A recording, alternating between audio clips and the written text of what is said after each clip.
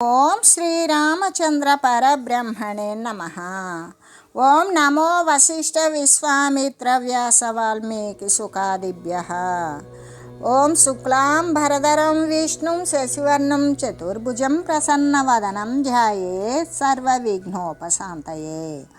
ఓం నమో బ్రహ్మాదిభ్యో బ్రహ్మ విద్యా సంప్రదాయ కర్తృభ్యో వంశ ఋషిభ్యో మహద్భ్యో నమో గురుభ్యః. ఓం శ్రీరామో రామభద్రశ్చ రామచంద్రశ్చ శాశ్వతః రాజీవలోచన శ్రీమాన్ రాజేంద్రో రఘుపుంగవః. శ్రీ యోగ వాసిష్టము నిర్వాణ ప్రకరణము ఉత్తరార్ధము. ఆ నలుగురు విపశ్చిత్తుల్లో ఒకడు ముక్తత్వాన్ని పొందాడు, ఒకడు మృగరూపాన్ని పొందాడు, లేడీ రూపాన్ని. తక్కిన ఇద్దరు కూడా అవిద్య యొక్క అంతాన్ని చూడడం గురించినటువంటి ఆ గతవాసన చేత, అంటే ఆ యొక్క అవిద్య యొక్క అంతాన్ని గాంచడం గురించినటువంటి పూర్వపు మహాసంస్కారము చేత వశీభూతులైపోయి ఎప్పటి వరకు కూడా ఇంకనూ పరిభ్రమిస్తూనే ఉన్నారు రామ అని తెలియజేయగా, అప్పుడు శ్రీరామచంద్రుడు ఇలా అడిగాడు: ఓ మునీంద్ర, నా యందు కనుక దయ కలిగి ఉన్నట్లయితే నేను ఈ విషయాలను గురించి తెలియజేయమని ప్రార్థిస్తూ ఉన్నాను. ఎటువంటివి అంటే, ఎంత దూరమున ఉన్నటువంటివి అయినా ఈ జగత్తుల యందు విపశ్చిత్తులు ఇప్పుడు సంచరిస్తూ ఉన్నారు. వారు పుట్టినటువంటి ఈ ప్రపంచాలు ఎక్కడికి ఎంత దూరపు మార్గంలో ఉన్నవి. ఇదేమిటో తాము ఇక్కడ మాకు మహా ఆశ్చర్యాన్ని ఉత్పన్నము చేసేటువంటి వృత్తాంతాన్ని చెప్పిన వారయ్యారు కదా అని అడుగగా, అంటే మహా ఆశ్చర్యాన్ని ఉత్పన్నం చేసేటువంటి వృత్తాంతాన్ని చెప్పని వారే అయ్యారు అని అడుగగా, అప్పుడు శ్రీ వశిష్ఠ గురుదేవులు ఇలా చెప్తూ ఉన్నారు: ఓ రామ, ఏ జగత్తులందైతే అవిద్యతో అపారమైనటువంటి దిమ్మరితనంగా ఇద్దరు విపశ్చిత్తులు కూడా ఇప్పుడు స్థితిని పొంది ఉన్నారు, అవి ప్రయత్నపూర్వకంగా విచారించినప్పటికీ కూడా మా బుద్ధికి ఇప్పుడు కనబడడం లేదు, గోచరం కావడం లేదు. తృతీయో మృగతాం యాతో విపశ్చిద్యత్ర తిష్టతి సకదాచిత్ సంసారో గోచరేణో వతిష్టతే. ఇంకా కూడా మృగరూపాన్ని పొందినటువంటి మూడో విపశ్చిత్తు ఏ బ్రహ్మాండమున ఉన్నాడో అది మాత్రము దానికి అంతర్గతమైనటువంటి ప్రపంచ సహితముగా కూడా మాకు ఒకానొకప్పుడు బుద్ధికి గోచరమవుతూ ఉంటుంది అని చెప్పగా, శ్రీరామచంద్రుడు అడిగాడు: విపశ్చిన్ మృగతాం యాతో యస్మిన్ జగతి సంస్థితః తజ్జగత్వ మహాబుద్ధే యథావత్ కథయేతి మే. ధీమంతుడవగు ఓ మునీంద్ర, మృగరూపత్వాన్ని పొందిన విపశ్చిత్తు ఇప్పుడు ఏ ప్రపంచమునందు ఉన్నాడో ఆ ప్రపంచము ఎక్కడ ఉన్నదో ఖచ్చితంగా నాకు తెలియజేయండి అని ప్రార్థించాడు. శ్రీ వశిష్ఠ గురుదేవులు ఇలా చెప్తూ ఉన్నారు: ధూరాధూర తరంగత్వ పరబ్రహ్మ మహాంబరే మృగో విపశ్చిజ్జగతి సాయస్మిన్స్థా జగచ్రుణు. ఓ రామచంద్ర, పరబ్రహ్మ మహాకాశమున అతి దూరానికి వెళ్ళి మృగరూపి యొక్క విపశ్చిత్తు ఇప్పుడు ఏ జగత్తునందు ఉన్నాడో దానిని గురించి విను. తదిదం విద్ధి త్రిజగది హాసౌ సంస్థితో మృగః ఇదం తత్పరమాకాశం దూరాద్ధూరే జగత్స్థితం. ఓ రామ, దీనినే నీవు త్రైలోక్యముగా ఎరగాలి. అంటే స్వర్గ మనుజలోకమైనటువంటి భూతలము, పాతాళము మొదలైనటువంటి ఈ యొక్క మూడు లోకాలుగా నీవు తెలియాలి. సత్వరజస్తమో గుణాలుగా నీవు తెలియాలి. ఇంకా కూడా అతడు మృగరూపాన్ని ధరించే ఉన్నాడు.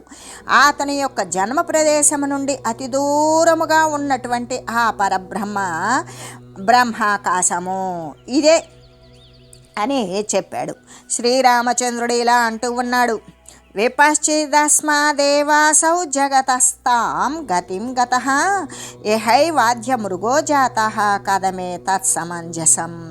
ఓ మునీశ్వర, ఆ విపశ్చిత్తు ఈ జగత్తు నుండి బయలుదేరాడు కదా, ఆ దిక్కుల యొక్క అంతాలను దానిని దర్శించడం కోసం అతి దూరము వెళ్ళి ఉన్నాడు కదా. అట్లా అయినప్పుడు ఇచ్చటనే అతడు మృగమై జన్మించాడు అనడం అనేటువంటిది ఎలా సమంజసం అవుతుంది, ఎలా సంభవిస్తుంది అని అడిగాడు. అప్పుడు శ్రీరామచంద్రుడు శ్రీ వశిష్ఠ గురుదేవులు ఇలా చెప్తూ ఉన్నారు. అవయవాన్ అవయవీ నిత్యం వేత్తి యదాఖిలాన్ తథా సర్వానహం వేద్మి బ్రహ్మాణ్యాత్మ అన్యవస్థితాన్.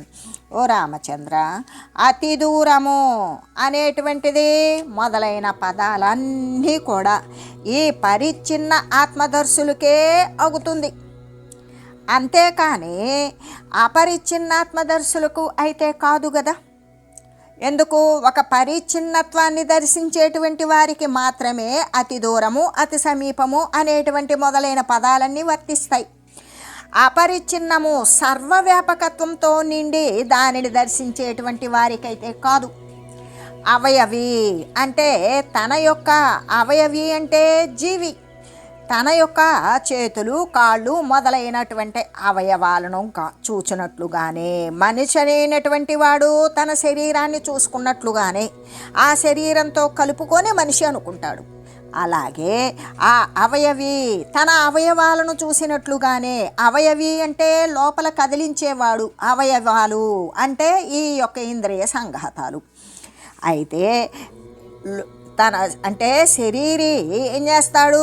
తన దేహాంగాలను చూసుకున్నట్లుగానే నేను బ్రహ్మరూపమైన నా ఆత్మయందు సమస్త బ్రహ్మాండాలను కూడా సమీపమునందే నేను చూస్తూ ఉన్నాను అని చెబుతూ, అంటే ఓ రామ, అవయవి తన యొక్క అవయవాలను, తన అవయవాలు అంటే తన చేతులు కాళ్ళు తలకాయ ఒళ్ళు పొట్ట ఇవన్నీ కూడా తన అవయవాలన్నింటినీ నిత్యము ఎలా తనకు అతి సమీపంగా తెలుసుకుంటున్నాడు, అలాగే బ్రహ్మరూపమైనటువంటి స్వాత్మయందు నేను సమస్త బ్రహ్మాండాలను కూడా నాకు అతి సమీపమున ఉన్నట్లుగానే ఎరుగుచూ ఉన్నాను.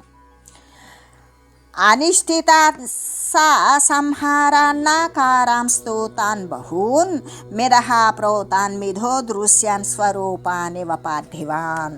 ముందు కలుగబోయేటువంటివి పూర్వము నశించిపోయినటువంటివి అయి, అంటే రాబోవు కాలములో ఉత్పన్నం కాబోయేటువంటివి, గతంలో చేసినవి నశించిపోయినటువంటివి, ఈ వర్తమానమందు ఉండేటువంటివి అయినా నానా ప్రకారాలు అయినవి ఒకదానితో ఒకటి, ఒకదానికొకటి కనిపిస్తూ మరే కనబడకుండా ఉన్నటువంటివి, ఒకదానితో ఒకటి గ్రొచ్చబడి ఉన్నవి అగు అనేక బ్రహ్మాండాలను వస్త్రం యొక్క దారాలలాగానే నేను నా యందు చూస్తూ ఉన్నాను అని చెబుతూ, ఎలాగంటే ముందు కలగబోయేటువంటివి, గతంలో నశించిపోయినటువంటివి, ఈ యొక్క వర్తమాన సమయమందు ఉన్నటువంటివి, ఇలా నానా ప్రకారాలైనటువంటివి పరస్పరము కూడా ఒకదానికొకటి కనిపించనటువంటివి, ఒకదానితో ఒకటి గ్రొచ్చబడి ఉన్నటువంటివి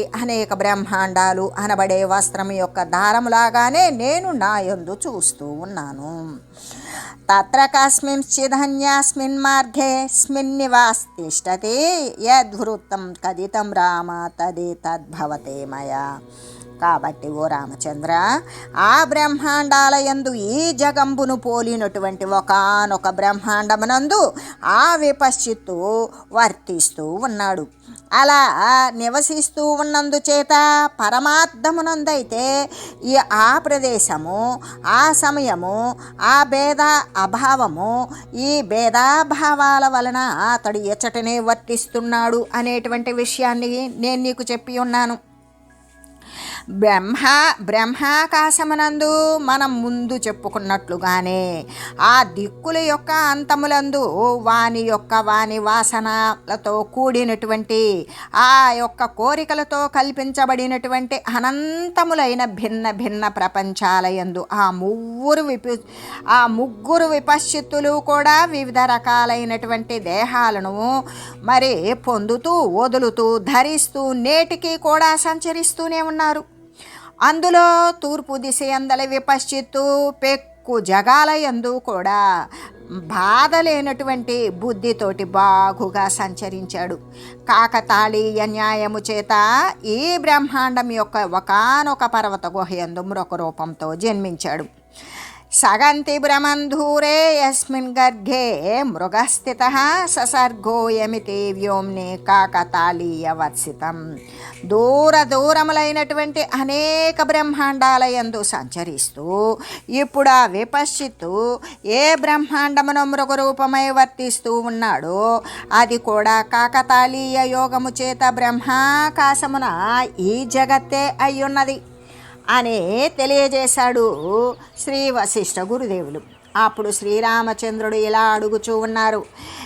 ఏవం చేత్వద్వద బ్రహ్మన్ కాశ్యం కకుబి మండలే కస్మిన్ చ శైలేశౌ వనే కస్మిన్ మృగస్మృ స్థితః కిం కరోతి కలం ధూర్వాశర్వ యత్యుర్వరాస్పదః జాతిం తాం జరఠజ్ఞాని కదోదారం స్మరిష్యతే. మహాత్మా, అలాగే అయినట్లయితే ఏ దిక్కునందు ఏ పర్వతము మీద అతడు మృగరూపమున వర్తిస్తున్నాడో తెలియజేయండి. ఇంకా కూడా అతడు ఏమి చేయుచున్నాడో, ఇంకా సస్య సంపన్నమైనటువంటి ఈ పంటలు సస్యాలు అమృత సమూపమైన పదార్థాలు పండేటువంటి భూమి యందు ఆ యొక్క తృణాలను ఎలా భక్షిస్తూ ఉన్నాడు, ఆ గడ్డిని ఎలా తింటూ ఉన్నాడు. శిథిల జ్ఞానముతో కూడినటువంటి అంటే అజ్ఞానముతో కూడినటువంటి అతడు ఎప్పుడు తన పూర్వకాలపు జాతిని స్మరిస్తాడు, ఆ విషయాలను కూడా తెలియజేయండి అని ప్రార్థించాడు. అప్పుడు శ్రీ వశిష్ఠ గురుదేవులు ఇలా చెప్తూ ఉన్నారు. యోసౌ త్రిగర్ధనాథేన దత్తః క్రీడా మృగస్తవాం స్థితః క్రీడా మృగాగారే విధిం తం త్వం విపశ్చితం. ఓ రామచంద్ర, ఈ త్రిగర్త దేశపు రాజు చేత కానుకగా నీకు ఇవ్వబడినటువంటిది ఇప్పుడు నీ క్రీడా మృగ నిలయమందు వర్తిస్తూ ఉన్నది. అగో క్రీడా మృగము ఏదైతే ఉన్నదో దానినే నీవు ఆ విపశ్చిత్తునిగా తెలియ. నీకు త్రిగర్త దేశపు రాజు నీకు కానుకగా ఒక లేడీని ఇచ్చాడు కదా, ఆ లేడీ అది మృగ నిలయమందే అంటే అన్ని లేళ్ళు ఉన్న చోట నివసిస్తూ ఉన్న చోటే ఉన్నది కదా. ఏదైతే ఇవ్వబడి ఉన్నదో ఆ క్రీడా మృగమే ఏదైతే ఉన్నదో దానినే నీవు ఆ విపశ్చిత్తుగా తెలియ, నీ దగ్గరే ఉన్నదేది అనే చెప్పాడు అని చెబుతూ శ్రీ వాల్మీకి మహర్షి చెప్తూ ఉన్నారు. శ్రుత్వేతి రాఘవస్వాస్యం సభాయాం విస్మయాన్వితః బాలకాన్ మృగమానేతుం ప్రేషయామాస భూరిసః. ఓ భరద్వాజ, ఆ మాటలను వినగానే సభయందు శ్రీరామచంద్రుడు ఆశ్చర్య సమేతుడై తోడనే అనేక బాలకులకు ఆ మృగాన్ని అక్కడికి తీసుకురావడం కోసం ఆజ్ఞాపించాడు. ఏది ఏ యొక్క మృగమైతే తనకు త్రిగర్త దేశపు రాజు కానుకగా ఇచ్చాడో అది విపశ్చిత్తువే తన మృగంగా మారిన విషయం, దానిని అక్కడ ఉన్నటువంటి బాలకులని ఆ మృగాన్ని తీసుకురమ్మని చెప్పారు. మృగము అంటే లేడి. అధానీతో మృగో ముగ్ధ సభంస్పారాం వివేశసః సర్వైః సభ్యగణైర్దృష్ట పుష్టిమాంస్తుష్టిమానపి. ఆ తర్వాత ఆ ముగ్ధ మృగము అక్కడికి తీసుకురాబడింది. ఆ అందమైనటువంటి లేడీ అక్కడికి కొని రాబడింది. విశాల సభయందు ప్రవేశించింది. సభ్యులందరూ కూడా దానిని పరిపుష్టంగా సంతుష్టంగా చూశారు. ఏం చూస్తూ ఉన్నారు? ఆ లేడీని విపశ్చిత్తుగానే చూశారు. తారాబిందుయుతం దేహాబిందుభిః కం విడంభయన్ దృష్టిపాతోత్పలాసారైః సుందరైః పరితర్జయన్ ఆదృతానాదృతా సా భైర్నీలామరకతత్వి త్విషః ధావం స్తృణేశ్చయాలోలం ముగ్ధైశ్చ కితవీక్షితైః.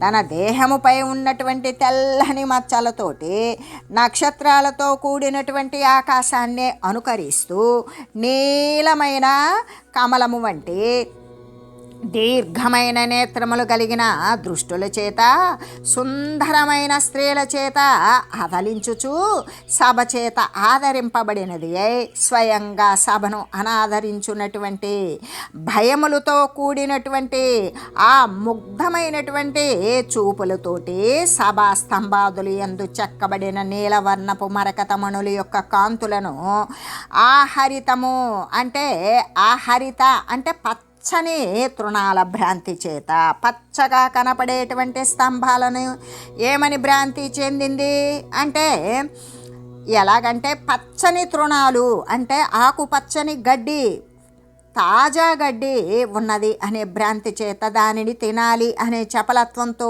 కూడి పరిగెడుతూ చెవులను నేత్రాలను కంఠాన్ని పైకెత్తి అస్థిరమై నివారించలేనటువంటి ఆపర సాధ్యము కానటువంటి వేగముతోటి ఆక్రమణమును గురించినటువంటి భయము చేత సభ్యులను వ్యాకులం పరుస్తూ అక్కడకు ఉన్నటువంటి సభ్యులందరినీ ఇబ్బంది పెడుతూ ఆ మృగము అంటే ఆ లేడీ ఆ సభ యందు ప్రవేశించింది. మృగమాలోక్య తం లోకాః సరాజమునిమంత్రిణః అనంతాబతమాయేతి చరమాసా స్మృయాకులాః. అప్పుడు ఆ సభయందలి ఋషులు మునులు రాజులు మంత్రులు పౌరులు మొదలైన వారంతా కూడా ఆ మృగాన్ని ఆ లేడీని చూశారు. చాలాసేపు ఆశ్చర్యాన్ని పొందారు. ఎందుకు? ఆ లేడీని లేడీగా చూడటంలా వశిష్ఠ మహర్షి యొక్క మాటలతోటి శ్రీరామచంద్రునికి బోధింపబడినటువంటి ఆ యొక్క విపశ్చిత్తు లేడీ అయి పుట్టినటువంటి వాడు అని చెప్పగా ఆ విపశ్చిత్తు లేడీ అని ఆ లేడీని అంతసేపు ఆశ్చర్యంతో పొందినటువంటి వారే ఆహా పరమేశ్వరుని యొక్క మాయ ఎంత ఆది అంతము లేని అనంతమైనటువంటిది, ఎంత ఆశ్చర్యాన్ని కలిగిస్తూ ఉన్నది అని అనుకోసాగారు.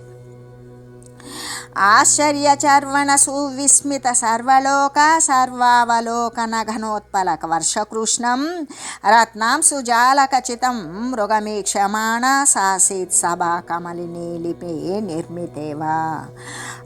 సభ్యులందరి యొక్క చూపులను దట్టమైనటువంటి నీల కమల వర్షము చేత నీలవర్ణముతోనే కూడుకొని చేయబడినటువంటిది వివిధ రత్నాల యొక్క కిరణ సమూహాల చేత ఆకర్షింపబడి ఉన్నది.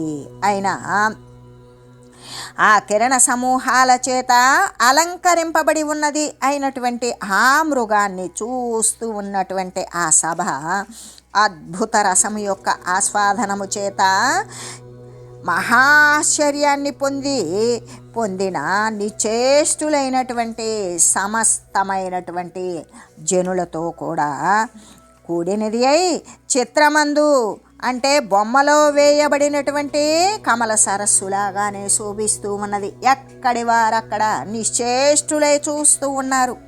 ఎలా ఉన్నది అంటే బొమ్మలో వేయబడినటువంటి కమల సరస్సు. కమలాలు గాలికి కదలవు. బొమ్మలో కమలాలు ఏం కదులుతాయి? కదలవు. సరస్సులో నీరు కదలదు. ఎందుకు? బొమ్మలో నీరు కదా. ఆ విధంగా అంతా చిత్రలిఖితులై ఉన్నట్లుగానే ఉండిపోయారు అని చెబుతూ విపశ్చిత్తో రుదంతేత్రో వన్యతే హ్యవశిష్టయోః తత్రైకస్య మృగత్వేంతే తథా రామ సమాగమః. తక్కిన విపశ్చిత్తులు ఇరువురి యొక్క వృత్తాంతము, అందులో ఒకనే మృగ శరీర ధారణము, చివరకు శ్రీరామచంద్రునితోటి అతని యొక్క కలయిక అనేటువంటి విషయాలను గురించి ఇక్కడ వర్ణించి తెలియజేశారు అని చెబుతూ ఈ నిర్వాణ ప్రకరణమున ఉత్తరార్ధమునందు ఏ విధంగా ఉన్నది అంటే అవిద్యోపాఖ్యానాంతర్గతమైనటువంటి విపశ్చిద్దులు అనేటువంటి ఉపఖ్యానమునందు ఈ యొక్క ఉపశ్చిన్ మృగలాభము అనేటువంటి విషయాన్ని గురించి తెలియజేశారు అనే శ్రీ వశిష్ఠ గురుదేవులు తెలియజేశారు అని చెబుతూ ఇంకా శ్రీ వాల్మీకి మహర్షి ఏమని చెప్తూ ఉన్నారు? అధరామ ఉవాచ మునేకేన విపశ్చితః స్యాదుపాయేన దుఃఖాంతః ప్రాక్తనాత్మోదయాదితి. వాల్మీకి అంటూ ఉన్నారు, ఓ భరద్వాజ, అప్పుడు శ్రీరామచంద్రుడు వశిష్ఠ మునీంద్రుడు గురించి ఇలా ప్రశ్నించాడు. ఓ మునీశ్వర, మృగరూపంలో ఉన్నటువంటి ఈ మృగరూపధారి అయినటువంటి ఈ విపశ్చిత్తుకి ఏ ఉపాయము చేత తన యొక్క పూర్వ శరీర లాభము ద్వారా ఇంకా కూడా ఆత్మజ్ఞానము ద్వారా దుఃఖము యొక్క అంతము కలుగగలుగుతుంది అని అడిగాడు. అప్పుడు శ్రీ వశిష్ఠ గురుదేవులు ఇలా చెప్తూ ఉన్నారు. ఏనైవాభ్యుదితాయస్య తస్య తేన వినా గతి న శోభతే న సుఖదా నహితాయ న సత్ఫల. ఓ రామచంద్ర, ఎవని ద్వారా అయితే అంటే ఏ ఉపాసిత దేవత ద్వారా అయినా సరే ఎవనికి పూర్వము తన యొక్క కోరిక సిద్ధించి ఉంటుందో అతనికి రాబోయేటువంటి దాని యందు కూడా అతడు లేకుండా తన యొక్క స్వకీయమైనటువంటి అభిలిషతము అంటే ఆ కోరిక సిద్ధించదు. సిద్ధించినా కూడా అది శోభించదు. ఒకవేళ సిద్ధించి శోభించినప్పటికీ కూడా మరి కాలం గడిచే కొద్దీ కూడా అదే పరిణామమునందు సుఖప్రదము, సుఖాన్ని ఇవ్వదు. ఎలాగో సుఖాన్ని ఇచ్చినప్పటికీ కూడా పరలోకమున ఏమాత్రము కూడా హితాన్ని కలిగించదు. ఆ హితాన్ని కానీ సత్ఫలాన్ని కానీ కలుగజేయదు అని చెబుతూ విపశ్చితోగ్నిశరణం తత్ప్రవేశాదయం మృగ పూర్వరూపమవాప్నోతి నిర్మలం కనకం యథా. ఆ విపశ్చిత్తునుకు అగ్నిదేవుడే శరణుడై ఉన్నాడు కదా. అతని యందు ప్రవేశించడం చేతనే ఇతడు బంగారములాగా తన యొక్క పూర్వపు నిర్మల రూపాన్ని పొందగలుగుతాడు. కరోమ్యేతదహం సర్వం దృశ్యతాం దర్శయామి వహ అగ్ని ప్రవేశం హరిణః కరోత్యేషోధునా పురః. ఇదంతా కూడా నేను ఇప్పుడు మీకు చేసి చూపుతాను, చూడండి. ఇప్పుడే ఈ యొక్క హరిణము ఈ లేడి మన ఎదుట అగ్ని యందు ప్రవేశిస్తుంది అని చెప్పారు శ్రీ వశిష్ఠుల వారు. అప్పుడు వాల్మీకి మహర్షి ఇలా ఇంకా చెప్తూ ఉన్నారు. ఇత్యుక్త్వా సా మునిస్తత్ర వశిష్ఠః శ్రేష్ఠ చేష్టితః ఉపస్పృశ్య యథా న్యాయం స్వకమండలు వారిణ దధ్యావనిందినం వహ్నిం జ్వాలాపుంజమయాత్మకం. ఓ భరద్వాజ, ఉత్తమమైనటువంటి చేష్టలతో కూడిన వాడు వశిష్ఠ మునీంద్రుడు ఇలా చెప్పాడు కదా. పలికి ఆయన అక్కడ విధిపూర్వకమైనటువంటి ప్రార్థన చేసి అంగన్యాసం చేశాడు. తన కమండలంలో ఉన్నటువంటి జలాన్ని తీశాడు, ఆచమనం చేశాడు. ఇంధనరహితమైనటువంటి అంటే అక్కడ కట్టెలు వేస్తే మండేటువంటి అగ్ని కాదు, అటువంటిది ఏదీ లేకపోయినా అగ్ని దానంతట కదు స్వయంగా ఉత్పన్నమైనట్లుగానే ఆ ఇంధనరహిత జ్వాలా సమూహాలతో నిండిపోయినటువంటి అగ్ని భగవానుని ధ్యానించాడు శ్రీ వశిష్ఠ మహర్షి. తద్ధ్యానేన సభా మధ్య జ్వాలాజాలం సముద్యయౌ అంగారరహితాకారామింధ్యానేన వివర్జితం స్వచ్ఛం ధమధమాయంత మపకజ్జలం. ఆ ధ్యానము చేసినప్పుడు ఆ సభా మధ్యములో అగ్నిజ్వాల సమూహము అనేటువంటిది చక్కగా ఉద్భవించింది, కనబడింది. అంగారము అంటే అక్కడ ఏమున్నవి అంటే బొగ్గులు లేకుండా చక్కగా కేవలం ప్రజ్వలితమైనటువంటి జ్వాలతో కూడినటువంటి అగ్ని ఉన్నది. దాంట్లో కట్టెలు ఉన్నవా? లేవు. కట్టెలు లేనటువంటిది అయి ఉన్నది, స్వచ్ఛమై ఉన్నది. దానికి కట్టెలు లేనటువంటి దానికి, బొగ్గులు లేనటువంటి దానికి మసి కూడా, పొగ కూడా ఉండదు కదా. అలాగా ధూమరహితమే కనబడుతూ ఉన్నది. కజ్జల అంటే మసి కూడా లేకుండా ఉన్నది, మసి శూన్యమై ఉన్నది. ధగధగమని మండుచూ ఉన్నటువంటి ఆ అగ్ని అప్పుడు అక్కడ అందరికీ కనపడేటట్లుగా తేజరిల్లింది.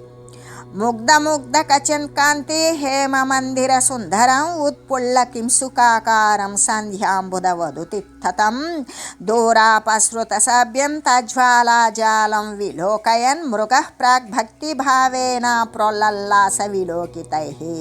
మిగుల అందంగా ప్రకాశించేటువంటి కాంతి కలిగి ఉన్నది కాబట్టి, బంగారు మందిరంలాగానే రమణీయమై ఉన్నది కాబట్టి, వికసించినటువంటి కింసుక వృక్షము వంటి, అంటే మోదుగ చెట్టు, ఎర్రగా కనబడేటువంటి మోదుగ వృక్షము వంటి ఆకృతి కలిగి ఉన్నది కాబట్టి, సంధ్యాకాల మేఘములాగానే ఆవిర్భవించి ఉన్నది కాబట్టి, తన యొక్క తేజము చేత సభాసదులను దూరంగా తొలగించి వేసింది.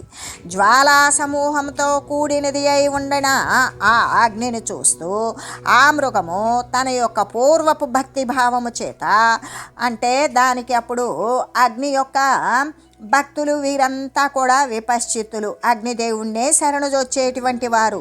అప్పటి ఆ భక్తి ఆ లేడీ రూపంలో ఉన్నటువంటి దానికి దాని యొక్క గతంలో తాను చూపిన అగ్ని పట్ల భక్తి భావాన్ని స్ఫురింపజేశాడు. ఆధారముతో కూడినటువంటి చూపులతో కూడి మిగుల సంతసించింది. తం సమాలోకయన్ వహ్నిం వివిక్షు క్షీణ దుష్కృతః పశ్చాదుపసంసారాసు దూరం సింహ ఇవోత్పతన్. ఆ తర్వాత పాపము నశించిపోయినటువంటి ఆ మృగ రూపంలో ఉన్నటువంటి ఆ విపశ్చిత్తు ఆ అగ్నిని బాగా చూస్తూ ఉన్నాడు. దాని యందు ప్రవేశించాలి అనే కోరిక కలిగి దూరము నుండే సింహములాగానే గొంతులిడుచు దాని వైపుకు శీఘ్రంగా వచ్చాడు. ఏతస్మిన్నంతరే ధ్యానే విచార్య ముని పుంగవః మృగం విలోకితైః క్షీణ పాపం కుర్వన్ వాచః సంస్మృత్య ప్రాక్తనీం భక్తిం భగవన్ః వ్యవాహన కురు కారుణ్యతః కాంతం మృగమేణం విపశ్చితం. ఇంతలో వశిష్ఠ మునీంద్రుడు ధ్యానమందు విచారించాడు. తన చూపుల చేత ఆ మృగాన్ని పాపరహితంగా చేశాడు. ఆ అగ్నిని గురించి ఇలా పలికాడు: హవ్యవాహనుడవగు ఓ దేవా, దీని యొక్క పూర్వపు భక్తిని స్మరించి దీనిపై దయగలిగి మనసును హరించేటువంటి ఈ మృగాన్ని విపశ్చిత్తునిగా చేయుము అని. పదత్యేవం మునౌ దూర ధావిత్వా నృప సంసది మృగోగ్నిం వేగ నిర్ముక్తః శరో లక్ష్యమివావిశత్. మునీంద్రుడు ఇలా పలుకుతూ ఉండగానే దూరము నుండి ఆ మృగము ఆ రాజసభయందు పరిగెడుతూ వచ్చి వేగముగా విడువడినటువంటి బాణము లక్ష్యమునందు ప్రవేశించినట్లుగానే, అంటే ధనస్సు నుండి లాగి వదిలినటువంటి బాణము మరి గమ్యాన్ని ఛేదించినట్లుగానే ఆ విధంగా రాజసభయందు పరిగెడుతూ వచ్చి వేగంగా వచ్చి ఆ అగ్ని యందు ప్రవేశించింది ఆ విపశ్చిత్తు ఆ పొందినటువంటి మృగరూపం వచ్చి పడింది. అయితే జ్వాలాజాలం ప్రవిష్టో సావాదర్శ ఇవ బింబిత సంధ్యాభ్ర ఇవ విశ్రాంతో దృష్ట స్పష్ట శరీరక. అలాగా జ్వాలా సమూహమునందు ప్రవేశించిన ఆ మృగము దాని అందల ప్రతిబింబంలాగానే కనబడుతూ సంధ్యాకాల మేఘములాగానే విశ్రమించినది అయిన విస్పష్టమైనటువంటి శరీరంతో కూడినది ఆ సభలో ఉన్నటువంటి ప్రతి ఒక్కరికి కూడా కనబడింది. సపస్సత్సేవ సభ్యేషు మృగోధానరతామగా జ్వాలోధరే నభస్య భ్రలవో రూపాంతరం యథా. సభ్యులందరూ ఇంకా చూస్తూనే ఉన్నారు. అలా చూస్తూ ఉండగానే ఆకాశమున ఆ మృగరూపమైనటువంటి మేఘఖండము రూపాంతరాన్ని పొందినట్లుగానే ఆ జ్వాల యొక్క గర్భమునందు ఆ మంటలోనే ఆ జ్వాలలోనే ప్రజ్వరిల్లేటువంటి ఆ అగ్ని జ్వాల గర్భమునందే ఆ జ్వాల మధ్యము నుండి ఆ మృగము మనుజాకారాన్ని పొందింది. అదృశ్యతాద జ్వాలాయామంతః కనక కాంతిమాన్ పురుషః పావనాకారః కాంతావయవ వసుందరః. తర్వాత ఆ అగ్నిజ్వాలయందు బంగారు కాంతి వంటి కాంతితో కూడినవాడగు పవిత్రమైన ఆకారంతో ఉన్నటువంటి వాడు అగు ప్రకాశవంతములైనటువంటి మెరుస్తూ ఉన్నటువంటి అవయవాల చేత సుందరుడగు పురుషుడు కనిపించాడు. అర్కబింబైవాదిత్య చంద్రబింబైవోడుపః మహాంభసేవ వరుణః సంధ్యాభ్ర యవవా శశి. అతడు సూర్యమండలమందలి సూర్యునిలాగా, చంద్రమండలమందలి చంద్రునిలాగా, సముద్రమునందు వరుణునిలాగా, సంధ్యాకాలమందు చంద్రబింబంలాగాను, సంధ్యాకాల మేఘమందు చంద్రబింబంలాగాను శోభిస్తూ ఉన్నాడు అని తెలియజేస్తూ, ఓం మంగళం శ్రీ గురుదేవాయ మహనీయ గుణాత్మనే సర్వలోక శరణ్యాయ సాధురూపాయ మంగళం. ఓం మంగళం కోసలేంద్రాయ రామాయ రామభద్రాయ చక్రవర్తి తనూజాయ సార్వభౌమాయ జానకీ వల్లభాయ శ్రీరామచంద్రాయ మంగళం. ఓం తత్సత్.